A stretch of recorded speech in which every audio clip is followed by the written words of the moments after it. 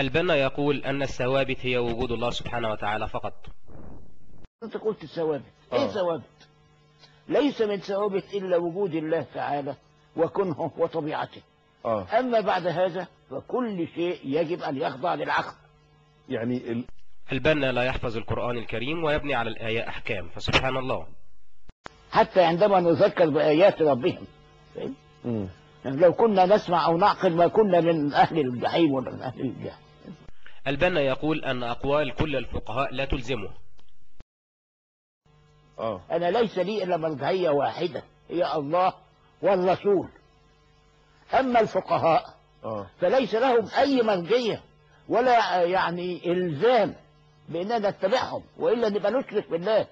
البنا يقول أن القرآن لم يحدد للمرأة ما تغطيه إلا الصدر، ونقول له هل ترضى ذلك لأمك؟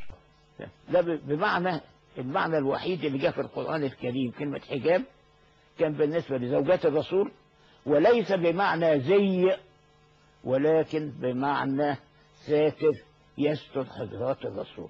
حلو قوي. وإذا سألتموهن متاعا فاسألوهن من وراء حجاب. من وراء الباب يعني. من وراء الباب. امال ايه موضوع الصدر ده؟ موضوع الصدر ده بقى المرأة العربية في الجاهلية كانت بتغطي رأسها بما يسمونه خمار، يعني بتحط اي حاجة. ليه؟ ليس تقوى ولا ورع ولا لأن ربنا أمرها بكده، لأن ده في الجاهلية. فاهمني؟ ولكن لتحمي شعرها من الشمس ومن التراب ومن الرمل إلى آخره. زي بالظبط ما الرجال بيحموا شعرهم برضه بعنة أو بقبعة أو بغيره، فالمرأة بتحمي رأسها بخمار. كويس. هذا الخمار كانت بتضع المرأة على ظهرها. فاهمني؟ الفتحة الرداء بتاعها كانت متسعة مكشوفة. معقول يمكن علشان مثلا مترضع مثلا، ولا هي بتلبس الرداء من الفتحة دي. فقال الرسول، قال القرآن ايه؟ يضربن بخمرهن على جيوبهن. هذا هو النص الوحيد المحدد في القرآن عن حجب مكان من جسم المرأة. أما بقية كل ما جاء في القرآن الكريم غير ذلك فهو قد صيغ فيه تعبيرات عامة تحتمل تأويلات عديدة. مثلا لا يبدين زينتهن إلا ما ظهر منه. طيب منين نعرف إلا ما ظهر منها دي؟ فاهم؟ في واحد يقول لك كذا، في واحد يقول لك الوجه، في واحد يقول لك. لا، في ركز الجمال بالنسبة لك موضوع ان الحجاب هو فريضة في الإسلام، ده كلام حضرتك لا تتفق معاه. يا سيدي الحجاب كان موجود قبل الإسلام ب2000 سنة. فاهمني؟ كان موجود في في العراق، في فارس، موجود في بيزنطة. لما جاءت اليهودية وهي أقدم الأديان أكدت عليه تأكيد شديد.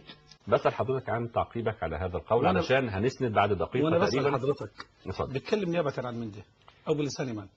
للأسف بيتكلم باسم علماء الإسلام. مين هو ده؟ منين من علماء الإسلام؟ ما هو الراجل ده يقول وأرى ولا أرى. ما هو محسوب، القنوات كلها بتستضيف على انه عالم ومفكر اسلامي. وعلى فكرة وليست قنوات يعني عادية فقط، ولكن يعني الأسبوع الماضي استضيف في إحدى القنوات الإسلامية التي يفترض أنها على المنهج، واستضافوه في حوار أكثر من ساعتين وتحدث بمثل هذه الهزيك. والله لو أن في قناة إسلامية فعلت ذلك فأعوذ بالله منها ومن شرها ومن شر العاملين فيها. دول علماء الإسلام. هو بياخذ من العالم الكبير بتاعه ده. المهم هما أشوف وجهان العملة الواحدة.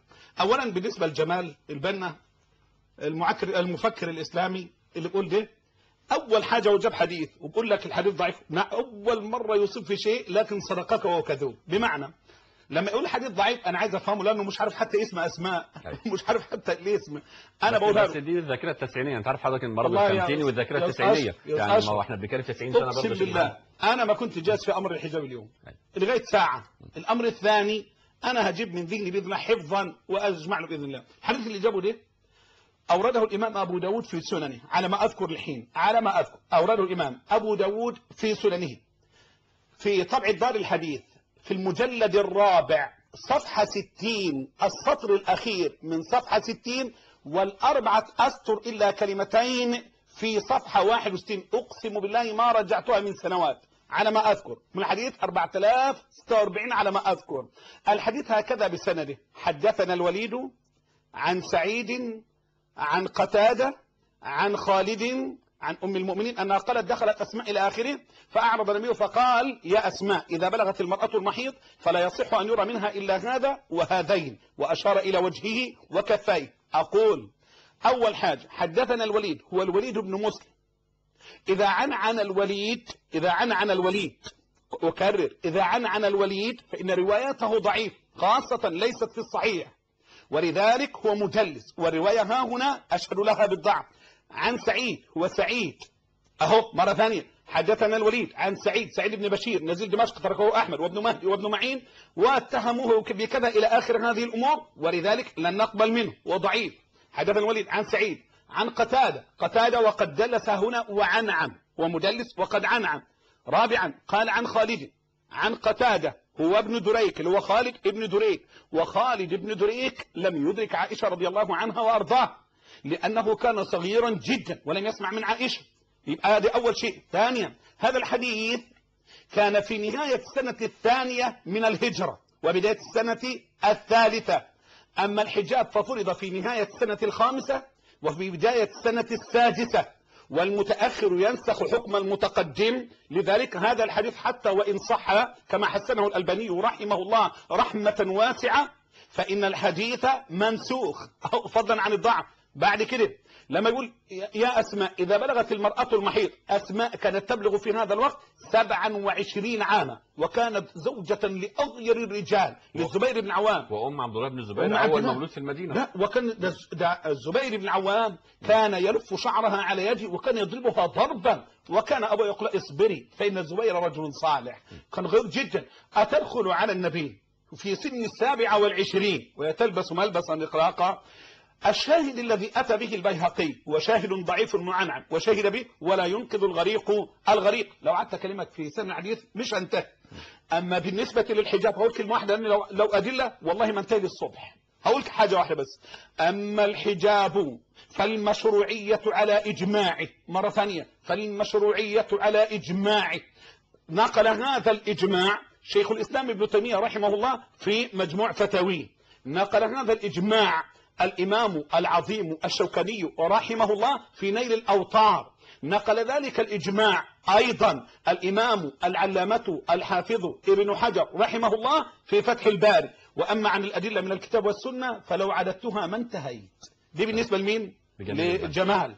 بتذكر هذه النصوص. عاوز اسند على يعني احد الاقوال لجمال البنا لان ده مهم جدا. الراجل ده كلامه بيطلع في قنوات كبيره وكتبه بتنتشر ومقالاته منتشره. فاحنا لازم نقول برضه بعض الحاجات. هو مثلا من ضمن الكلام اللي بيقوله جمال البنا واللي استند عليه زكريا بطرس، حتى نصا شبح اسود نصا قالها كده جمال البنا وقالها زكريا بطرس. فبيقول اوضح ان شعر المراه ليس عوره ولا يوجد ابدا في الكتاب والسنه ما يقول ذلك. وهناك حديث في صحيح البخاري بان الرجال والنساء كانوا يتوضؤون في عهد الرسول صلى الله عليه وسلم من حوض واحد في وقت واحد، فكيف اذا تتوضا المراه وهي مقنعه؟ بيتساءل بقى كيف اذا تتوضا المراه وهي مقنعه مرتديه ذلك اللباس الذي يجعلها شبحا اسود نصا. عشان كده قال زكريا كيف تغسل وجهها وقدميها ويديها الى المرفقين وكيف تمسح على شعرها. لقد استمر هذا الوضع طيله حياه الرسول صلى الله عليه وسلم، وفي جزء من خلافه ابو بكر الصديق وجزء من خلافه عمر الذي فصل بين الرجال والنساء في الوضوء في مكان واحد. يا مثبت العقول، تعال نشوف الحوض اللي كان في مسجد النبي دي. في حوض في مسجد النبي الرجاله والنساء بيجتمعوا ويتوضوا فيه مع بعض. وسألي يا حاج فلان وسألي يا ابو فلان. هذا الكلام نصا من حواره المنشور في موقع قناه العربيه. شوف يا سيدي العربية. شوف يا سيدي، هو بيقول لك النسوان والرجاله كانوا بيجوا حوض جوه مسجد النبي وتفضوا منه. انا اساله سؤال انت بتجيب العلم ده منين؟ انت بتجيب لنا الكلام ده منين؟ يا مثبت العقول، حاجه تضحك. انا مش بقول لك الراجل ده بيجيب معلوماته من كوكواوا. انا نفسي يجيب كتاب مكتوب فيه بقلم رصاص هذا الكلام، ان كان النسوان والرجاله في حوض واحد بيقعدوا يكشفوا بتاع، يقول لها وسع يا تفيله، وسع يا ابو جبيره، يا ابو كده. الراجل ده بيجيب الكلام ده منين؟ حاجه تضحك والله. انا بضحك لسبب لان مش عارف ارد على ده ازاي. عارف. لكن هو الشاهد في المنطقة دي عشان احنا في الربط ما بين الاثنين كلمة الشبح ذكرها الشيطان. شبح أسود ذكرها زكريا بطرس أنا مش وذكرها جمال البنا. قلت لك المنبع واحد واللي ورا دول واحد والاتجاه واحد والحرب على دين الله جل وعلا. يا عجيب أوي. أنا عايز أقول لك على حاجة. في واحد مرة يعني كان كاتب كتاب يعني عامل نفسه معكر إسلامي برضه حاجات من دي، فجبت أشوف فيه حاجة تقرف، وأنا معدي في شارع كده جانبي شعبي، اديت للراجل بتاع الطعمية قلت له قال شو، قال لي يا سلام يا شيخ محمد الله يجزيك خير. قال له ايه؟ قال اصل الورق بتاع المدارس بتاعتنا اجي الف فيه بتسود وبتاع وبتعمل وساخه في الايدين وكده. صدق الورق ده نضيف قوي بس فيه مشكله واحده، المشكله واحده بس، اجي احطه جنبي لا يمكن ارميه في الزباله بيثبت على طول. قلت له الان في النهايه هذه الامور تلقى في مزابل التاريخ لاصحابها. طب بالمناسبه المراه، حضرتك استاذ جمال كنت برضو مرة عملت تصريحات كانت اثارت الجدل هي عن الامامة، جواز امامة المرأة الرجال، ان المرأة تؤم المصلين من الرجال. صح تمام. وحضرتك كنت يعني دافعت عن وجهة نظرك دي بالزبط. ورفضت على نطاق واسع يعني. طب افرض ان المرأة دي جمال استحملني معلش، افرض انها على قدر كبير من الجمال وممكن تثير فتنة اللي قاعدين، هيركزوا فين، في الصالة ولا فيها؟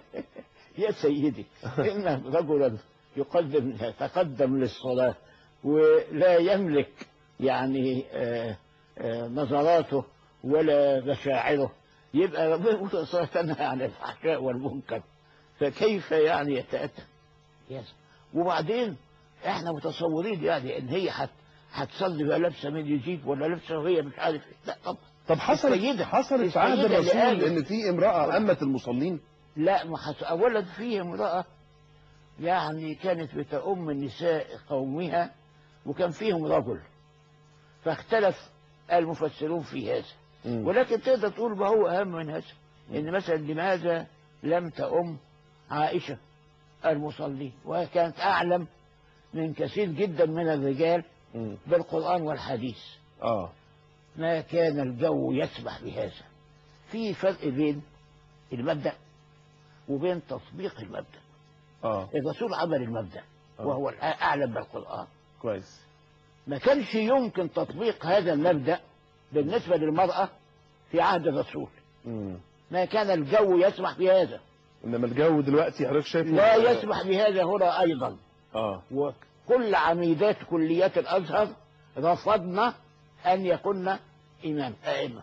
اتكلمت في الفترة الأخيرة عن حل مشاكل الشباب الجنسية. وقلت إنه فيما يعرف باللممي. بالظبط. كويس. وأنا عشان أكون يعني واضح وصريح معاك، أنا اللي فاهمه بالموضوع، حضرتك بقى صحح لي، إن البوس يعني يا أستاذ جمال او القبلات ما بين الشاب والفتاة بتقول انت من وجهة نظر الاسلام انها ماشي حالك. لا مش ماشي حالك. انها يعني والناس ردت عليك قالت لك دي دعوة للزنا وما الى ذلك. ايه نفاق اجتماعي. ليه بقى نفاق اجتماعي؟ لانهم عارفين بيعملوا كده، فاهم؟ وبيعرفوا ان ده هيتعمل ضروري.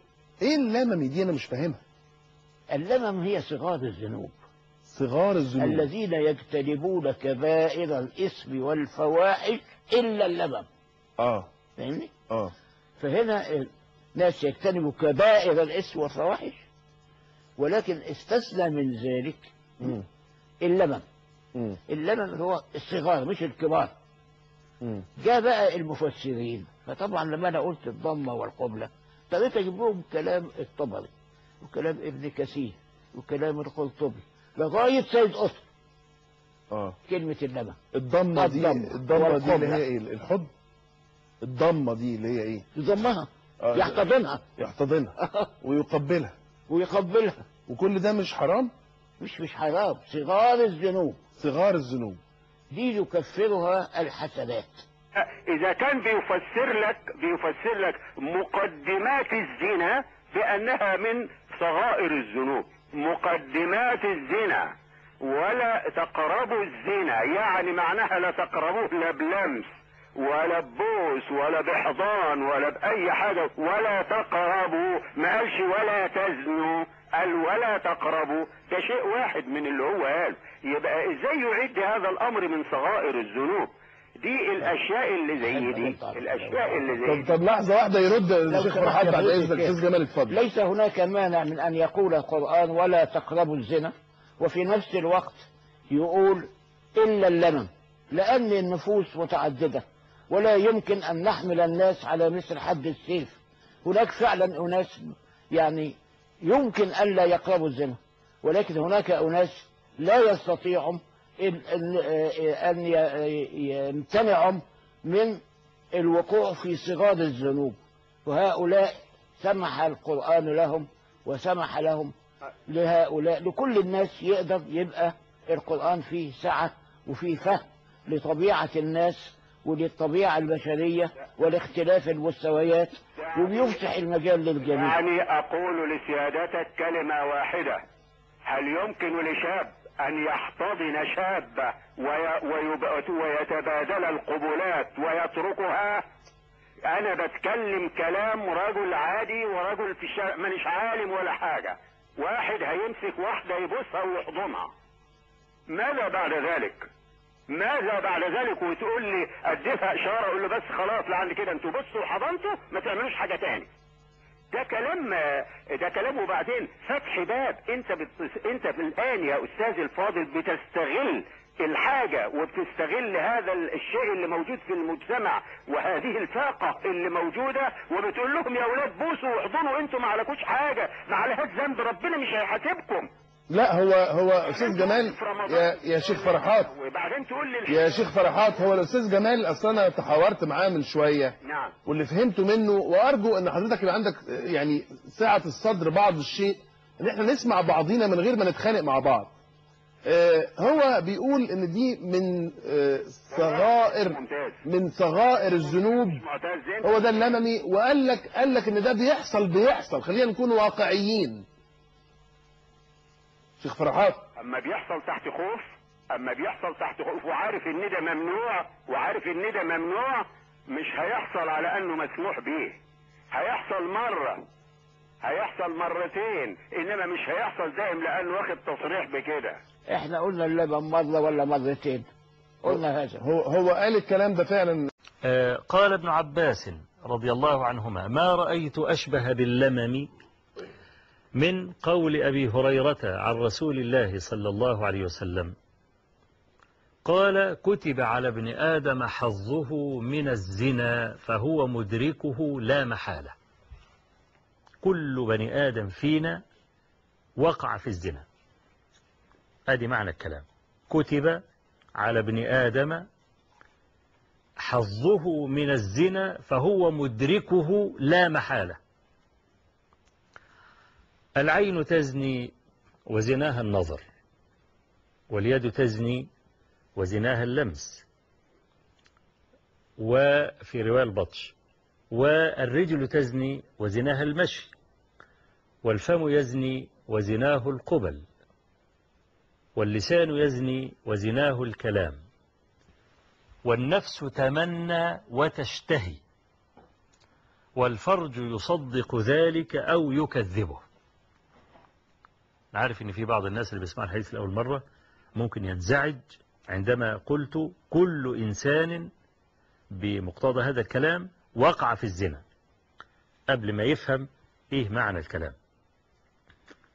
الزنا كالربا، زنا وربا كلاهما استطال.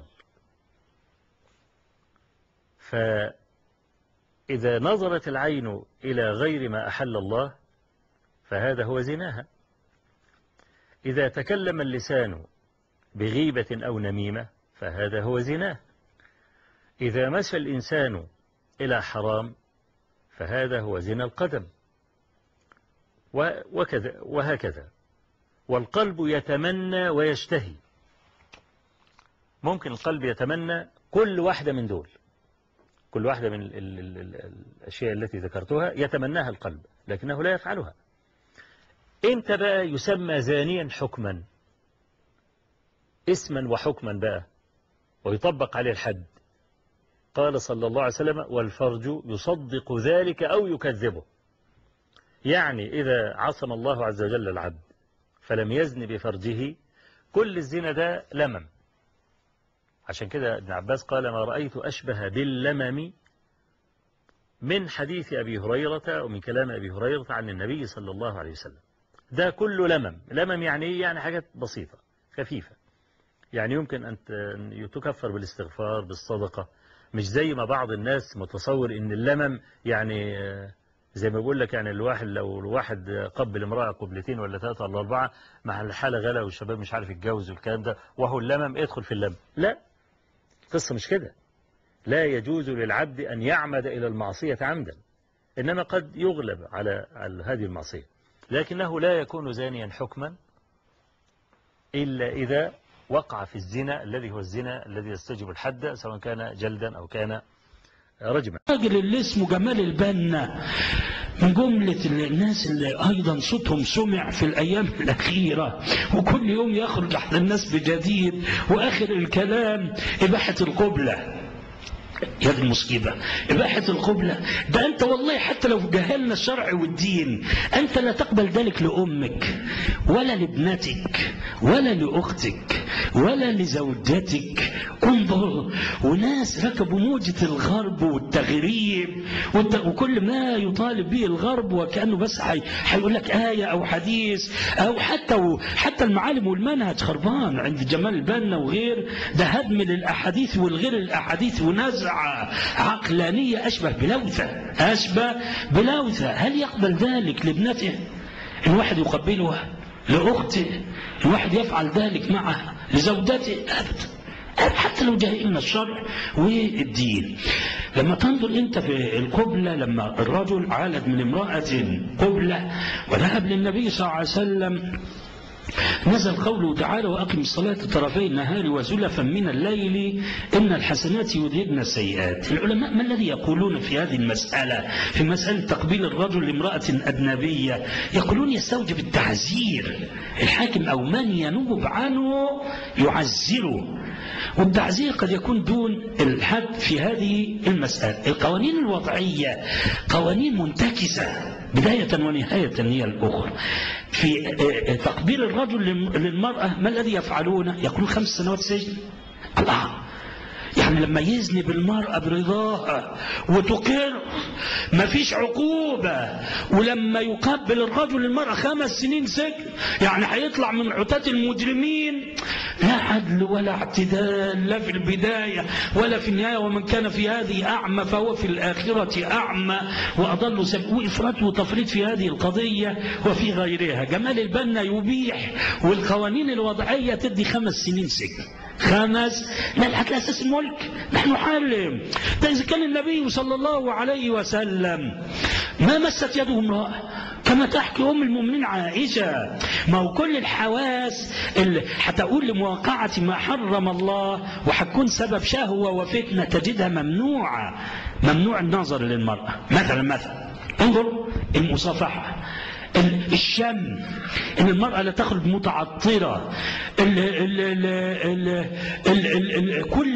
كل معاني الحواس. فالنبي صلى الله عليه وسلم ما مست يده امرأة وما بايع النساء إلا كلاما، كما قالت أم المؤمنين عائشة، وقال إني لا أصافح النساء، وقال لأن يطعم في رأس أحدكم بمخيط من حديد. فإذا كان مجرد المصافحة والملامسة على مثل هذا النحو ودرت بها عادة البعض ممن لم يفقه دين الله منهي عنها محرمة، فما بالك بالتقبيل؟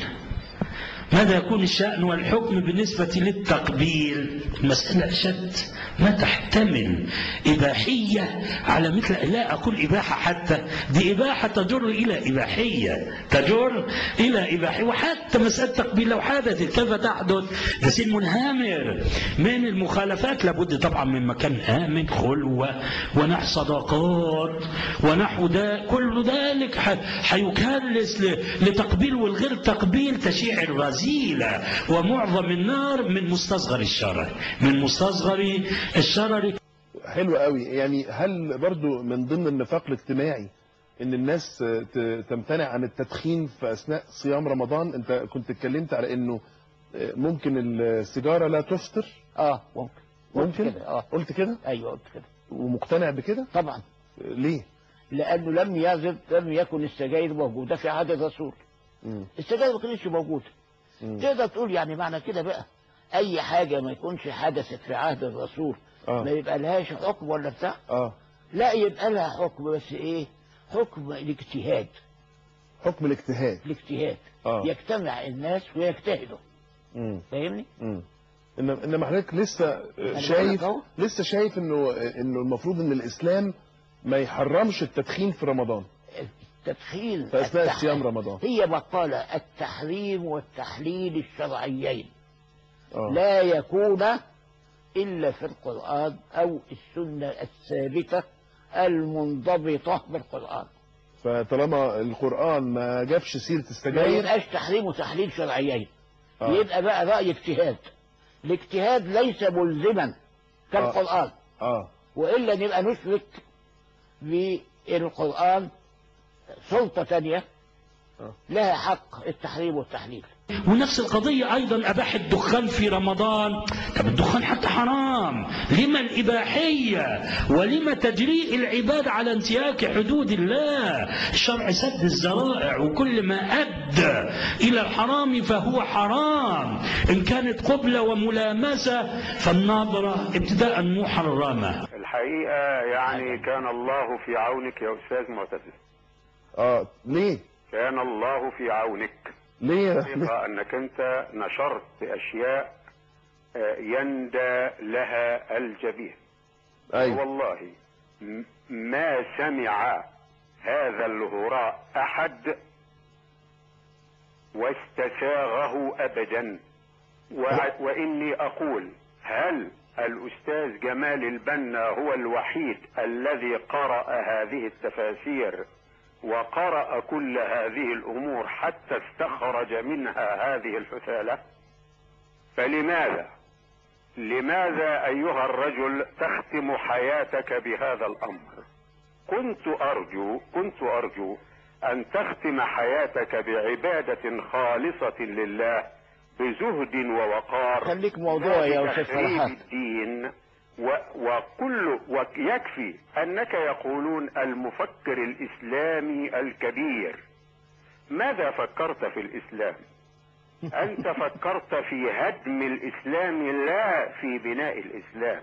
من أول الصحابة ومن أول الصحابة والتابعين وتابع التابعين والعند الوقت والمفسرين والناس، ما جالناش إلا الأستاذ جمال البنا اللي هيطلع ويبين لنا العورة تبقى منين، واللي يشرب سجاير واللي يبوس واحدة واللي يعمل الله. مين اللي قال الكلام ده؟ لم يسبقه أحد في هذا الأمر. يقول لا أجد حرجا مطلقا في أن تصلي المرأة بشعرها، ومع ذلك لابد أن نفرق بين كونها في الشارع، وده اللي ظهر في أول فصل معنا في حلقة اليوم، فلا نرى ضرورة لأن تلبس غطاء على رأسها، وبين أن تكون في الصلاة فترتديه، وإن كنت لا أرى حرجا في أن تصلي بدونه. هذا النص من زمان وبالتالي الناس بيقولوا عليه الوقت رضي الله عنه وارضاه. يا سلام على الاجتهاد. هو اصلا قال مفيش حجاب في لا عشان اطمن الناس والجهات اللي بتقف وراهم، الراجل ده ملوش واحده بس بتتبع. طب انا عايز واحده من بيته حتى تتصل عليه الوقت تقول لي انا مؤمنه بكلامه، لو حتى بنته لو زوجته اي واحده، حد يقدر يتصل لي انا مقتنع بكلامه؟ هذا كلام عجيب والله. ارى وما ارى. انا هوجه رساله حقيقه للاعلاميين والقنوات الفضائيه، وحضرتك توجه رساله للمشايخ. حاضر. يعني احنا زملائنا المذيعين وقنواتنا الفضائيه اللي يعني بنحسبها دايما على خير، كفايه جمال البنا، كفايه جمال البنا، لانه يعني ارحموه عشان ربنا يرحمه ان شاء الله. عمال يطلع كتير ويقول كلام مش كويس كتير، محسوب عليه ومحسوب على اللي بينشر فكره، والبرنامج احد الحاجات اللي بتنشر الفكر وانتم مش واخدين بالكم. مبدئيا ما بتحبش حد يوصفك بانك الشيخ جمال البنا؟ لا ما بحبش. امال تحب حضرتك الناس تقول انت ما فيش شيخ جمال دكتور؟ بس زياده جمال البنا. ما تحبش الشيخ؟ ولا اصل الشيخ هنا خدت معنى هل انت شيخ؟ انا شيخ الشيوخ. انت شيخ حتى شيخ بسنك يعني. انما مش شيخ يعني مؤهل او عالم من علماء الازهر. اعوذ بالله. ليه؟ اعوذ بالله. لا. ليه؟ هو الازهر مال؟ لو دخلت الازهر لما فكرت هكذا. اي نابغ طلعوا الازهر الا محمد عبده اللي قال انا قعدت اغسل 10 سنين ذهني من وساخات الازهر. انت مش مربي دقنك؟ ازاي ربي دقني؟ انت مش مربي دقنك ليه؟ لان كده عاجبني كده. طبعا ده كلام، بس دي مش مفروض ان دي سنه عن الرسول عليه الصلاه والسلام. لا ليست سنه ولا حاجه. في القبر هيشوفهم، في جهنم هيشوفوا ايه عذابهم هيكون في ايه، ولكن مش هيعذبوا في القبر. هيشوف هو في الجنه ولا في النار بالظبط، لكن مش هيعذب في القبر بالظبط. وده اصله طبيعي، اصل مش معقول انه يعذب قبل ما يحاسب. تعال عشان نشوف برضه بركة الدعوة دي وحسم المسائل. الراجل جمال البنا بيجيب شوية كتب، وطبعا له مقالات وله كلمات ويعلق عليها. من جملة الكتب أوهام عذاب القبر، عشان تعرفوا قيمة المنهج، قيمة. ونحمد الله على العافية. انت ما أمرتش ان انت تألف منهج اصل انت هتبتدي دعوة. لا، مش هتبتدي دعوة، انت بتمشي على طريق معبد. تعال اضرب لك على سبيل المثال الحصر. اوهام عذاب القبر ده كتاب تأليف أحمد عبده ماهر وتقديم دكتور أحمد عبد الرحيم السايح، وطبعا اللي اختصروا أو أوجزوا جمال البنا. جمال بيقول إيه في الكتاب ده؟ بيقول: فتنة أصابت الأمة واستفحل شرها، فدعاة الوهم بعذاب القبر يروجون لبضاعة من صنع أسلافهم. عشان تعرفوا بقول لك ليه المنهج ده ما بيقبلش المساومة عندنا ولا المفاصلة ولا التنازل، عشان تعرف مدى الخراب والدمار الموجود في الساحة. الموجود ده مثال، وإلا أنا أسوق لك مش عشرات الأمثلة، مئات الأمثلة. فاعتبر عذاب القبر بيروج له مين؟ بيروج لبضاعته، لبضاعة من صنع أسلافهم، وكأن السلف صنعوها، ألفوا مسألة عذاب القبر، وهم لتأثرهم بمرويات الأقدمين عن العذاب الموهوم فسد فهمهم لآيات كتاب الله. وخد بالك ده أخطر المسالك، مسالك الحيات والعقارب، حية ملمسها ناعم جدا. يا ريت وهم بيهاجموا الدين في كل وقت بيهاجموه مثلا باسم الإلحاد والشيوعية، باسم اليهودية. تنتبه أنت، تستيقظ زي الغزو العسكري، الأمة بتستفيق. لا، ده في غزو أشنع هيحارب الإسلام باسم الإسلام. أخطر مسلك نفاقي هيحارب الإسلام باسم الإسلام باسم محبة الإسلام. أنت بتاع شعوذات وهو اللي فاهم الإسلام. بل أحيانا الملاحدة الشيوعيين يقول لك اتكلم بصحيح الدين. أنا أتكلم بصحيح الدين ضد الشيوع. أنا أتكلم بصحيح الدين. ما كل شوية أيام في موضة، كل شوية أيام في موضة، في تأليف. اتكلم بصحيح الدين. طب صلي أنت الأول يا أخوي. أنت مسكت الميزان، مشكلة. ما هو الميزان عندنا الكتاب والسنة، فما أعلم الناس بالكتاب والسنة. أنت أحكمت هذا النظر، هذا الميزان، هذا الضابط أبدا ما تعرفوش أنت. وبالتالي إيه صحيح الدين ده؟ أنت شوية أهواء عندك. صحيح الدين شوية أهواء. إن كنت بتحب الرأس يبقى صحيح الدين لازم يقول لك الرأس مباح. إن كنت بتحب الكورة يبقى لازم صحيح الدين يقول لك الكورة مباحة. لازم، هات أي مسألة، هو ده صحيح الدين عندك.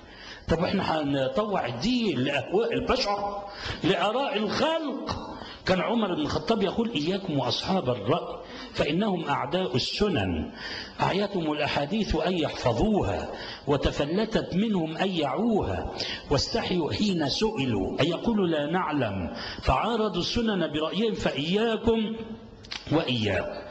أستكمل حتى تتعرف على مدى البلوى. يقول: فسد فهمهم لآيات كتاب الله وعموا عن الحقائق، وأول آيات القرآن لتتناغم مع علمهم الروائي المدسوس، علم روائي مدسوس عن عذاب القبر. الكتاب دراسة موثقة. شوف بقى العبارات المبهرة بتاع جمال البنا، بتاعت عبارات مش تختلط على اللي لسه بيقرأ النهاردة. ده ممكن واحد يكون قارئ وطالع وتبص تلاقي. ولذلك ارجعوا للعلماء المعتبرين. ده منهج منضبط. ايه اللي تقراه؟ مين اللي تقرا له؟ مسألة منهجية، بوابة ما تقبلش مساومة ولا مفاصلة. الكتاب دراسة موثقة من خلال القرآن والسنة النبوية الصحيح. السنة النبوية الصحيح أنا طبعا مش هستكمل عشان ما أطولش عليكم أكتر ما طولت. هننقل بعض العبارات من كتاب معارج القبول للشيخ حافظ حكمي رحمة الله عليه. الشيخ حافظ حكمي ده مات عنده 35 سنة وحوالي 3 أشهر. 35 عشان تعرف مدى الباع. أنا لو سألتني ايه افضل كتاب في التوحيد، حقيقة انا شايف ان افضل او على الاقل من افضل كتب التوحيد كتاب معارج القبول. مش بس في صحة المعاني، لا، اسلوب العرض، الاسلوب الشيق جدا، الاسلوب اللي كله رقة، الاسلوب اللي نادر ان انت تجد كتاب من كتب التوحيد بيتكلم بيه. ممكن كتب التوحيد كتيرة صحيحة، شرح الطحاوية والعقيدة الواسطية وكتاب كتب صحيحة، ولكن كتب بتنحى المنحى العلمي. الدليل وفلان قال ده في علمية، دي المعادلة الصعبة. انتوا عارفين زي تلاوة القرآن، ما ممكن واحد ضابط والله وبيخرج الحروف من مخارجها متين جدا بس ما تحسش معاه بخشوع، ما تحسش بقلبك رغم انه متقن جدا. المعادلة تنحل لما يبقى فيه تلاوة متقنة وتحس قلبك عمال بينبض. عايز تسمع قرآن 24 ساعة لو استطعت، 24 ساعة بلا ملل، دي المعادلة، هي ديت المعادلة اللي نفس القضية في كتاب معارج القبول. الشيخ حافظ حكمي رحمة الله عليه من جملة المعاني اللي طرحها إثبات سؤال القبر وفتنته وعذابه ونعيمه. قال إيه؟ قال وقد تظاهرت بذلك نصوص الشريعة كتابا وسنة، وأجمع على ذلك أئمة السنة من الصحابة والتابعين. الخلق دي اللي بتنكر عذاب القبر وجعلته أوهام، صدمة نصوص الكتاب والسنة، أي والله، وصدموا الإجماع المعتبر. ومن يشاقق الرسول من بعد ما تبين له الهدى ويتبع غير سبيل المؤمنين نولي ما تولى ونصلي جهنم وساءت مصيرا. أنا بضرب لك مثال واحد عشان تعرف إزاي بنميز، إزاي هنفرق، مش مجرد كلمات عنترية لا هو كده، لا، أنا بقول لك هو ده الحق، ده الباطل بعينه. ليه تصادم كل شيء؟ ده صاحب أوهام عذاب القبر ده صادم كل شيء، صادم الإجماع. هينقل لك الإجماع وهينقل لك نصوص الكتاب والسنة وهينقل الشبهات اللي توهموها أدلة من الآيات البينات وهيفسرها على ضوء ما جاء عن خير القرون. منهج منضبط، مثال لا على سبيل الحصر.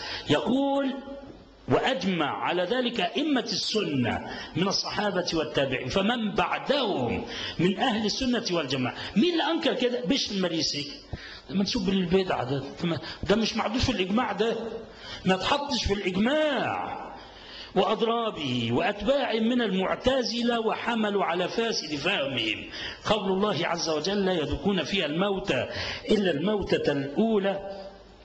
وحيبتدي يرد رحمة الله عليه، أورد الشبهات، قال ومحصل آرائهم الكاسدة وأفهامهم الفاسدة وأذهانهم البائدة، مثال طريقة عرضه وطرح المسائل التوحيد. ولا عجب ولا استغراب ممن ألحد في أسماء الله وصفاته وجحد ما صرح به تعالى في محكم آياته. راجل كل كتلة رقة الشيخ حافظ حكمي، تقول كتلة علم على صغر سنه. ما هات لي واحد دلوقتي عنده 35 سنة أتمنى يقول عبارتين على بعض صح. أما دي مشكلة، دي غربة حال. ده الراجل تبص تلاقي إيه السيلان ده، إيه سيلان الذهن ده، إيه العلم الواسع والتبحر بهذه الكيفية. يقول ولا عجب ولا استغراب ممن ألحد في أسماء الله وصفاته وجحد ما صرح به تعالى في محكم آياته ورد ما صح عن الرسول صلى الله عليه وسلم من أقواله وأفعاله وتقريراته وحكم العقل في الشرع وعارض الوحي الرحماني بالحدث الشيطاني وقدم الآراء السقيمة على السنن المستقيم. ما شاء الله، ما شاء. تقرأ ما تشبعش. تعرف اللي بيقول لك تقرأ ما تشبعش من حلاوة الكلمات واستدلالات. بين الاستدلال والاستدلال تلاقي استدلال، حتى هتتعرف ازاي تستدل بالنصوص.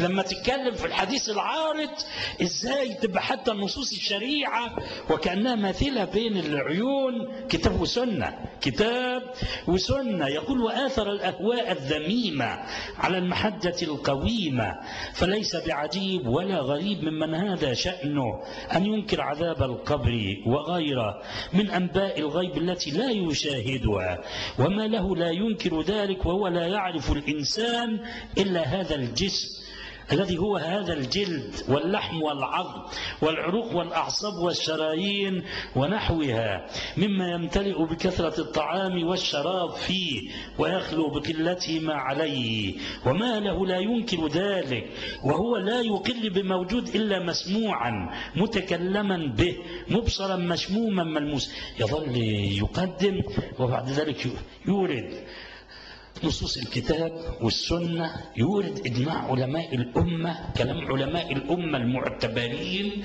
من الصحابة ومن تابعهم بإحسان إلى يوم الدين.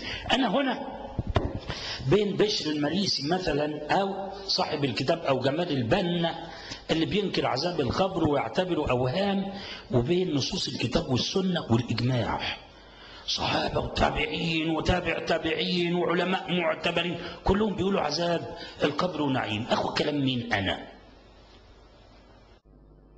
ثم التدخين، معلوم أن التدخين حرام،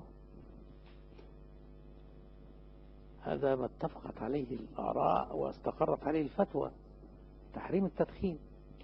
ويقول لا، في نهار رمضان، في نهار رمضان ليس في الليل، في نهار رمضان مزاجه كذا يعني هكذا، ممكن يشرب 3 سجاير 4 سجاير، لا مانع، لا مانع من أن يشرب في نهار رمضان وهو صائم، يتفضل ويظل صائما. إذن جمال البنا جمال أحمد عبد الرحمن البنا، ابن أحمد عبد الرحمن بنا الله يرحمه، الذي أخرج لنا هذا الكتاب النفيس في أكثر من 20 جزءا، ترتيب المسند الإمام أحمد وتخريج الأحاديث والشرح. ابن جمال مثل زي ابن سيدنا نوح، لا أقول كافر يعني مثل، إنما قد يكون كافرا وقد يكون غير كافر، الله أعلم. قد يكون كافرا ويتوب الله عليه قبل أن يموت، وقد يموت كافرا لأن الأنف 88.